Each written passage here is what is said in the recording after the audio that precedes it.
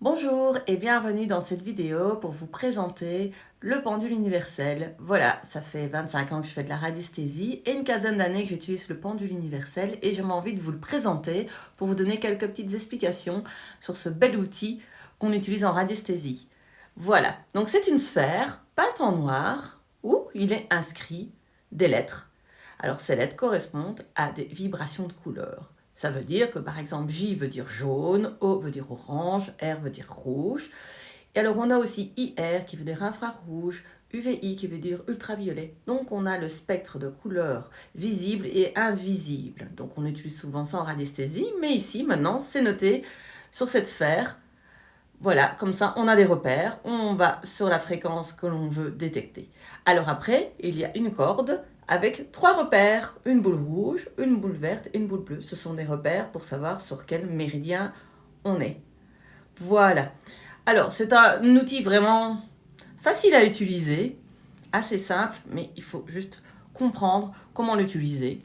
Donc, on va définir sur quoi on veut se mettre. Ici, par exemple, je me suis mis sur du jaune et je veux essayer sur un méridien qui s'appelle le méridien magnétique. Tout ça, je vous explique bien entendu lors d'une formation.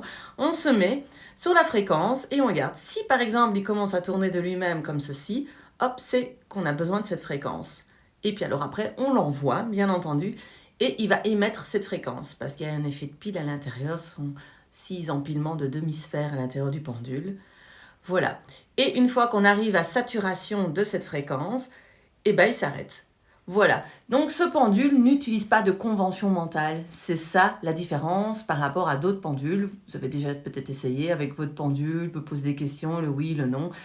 Voilà, et puis de travailler sur des planches. C'est pas toujours évident. Au bout de quelques fois, on laisse tomber parce que le résultat n'est pas ce qu'on voudrait. Bien entendu. Ici, on ne doit penser à rien. On se règle. Voilà, on tourne ici avec l'anse, comme ceci, sur la sphère.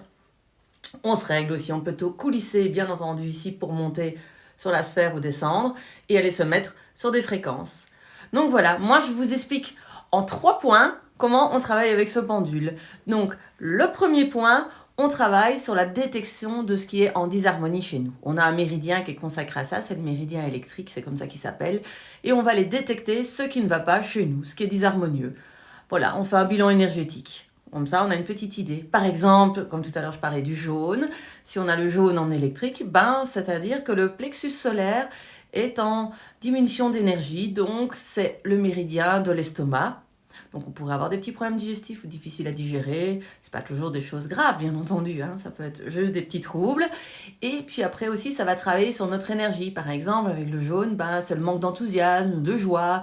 On va par exemple être un petit peu plus mélancolique, pas trop bien par rapport à ça. Donc là, ça va nous indiquer ça.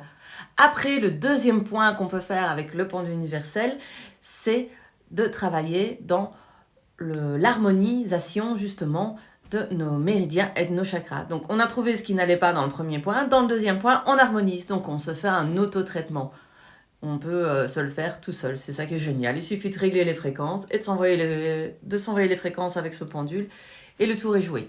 Et le troisième point, je vous montre, on va travailler avec un spectre ici de petites lettres grecques, c'est le spectre du verre négatif, pour voir en géobiologie ou en pollution électromagnétique s'il y a des problèmes dans notre lieu de vie. Donc ça aussi, c'est important de savoir si on vit dans un environnement sain ou pas. Donc c'est le troisième point qu'on va voir ensemble, comment on utilise le pendule pour détecter si, par exemple, on veut détecter dans notre chambre si le lit est mis à la bonne place, s'il n'y a pas des pollutions à ce niveau-là. Donc voilà, on voit ces 3 points ensemble lors d'une formation qui dure 2 heures. C'est en ligne, vous restez chez vous bien au chaud. On travaille ensemble comme ça, point par point, c'est de la pratique. Donc voilà, c'est assez simple, vous allez voir, on voit vraiment les choses étape par étape. Donc voilà, si vous êtes intéressé, vous pouvez aussi me poser des questions, bien entendu, en commentaire. Et vous allez avoir sous la vidéo les liens pour aller vers le site internet et avoir toutes les informations si vous désirez une formation ou avoir plus d'infos sur ce pendule. Merci, à très bientôt.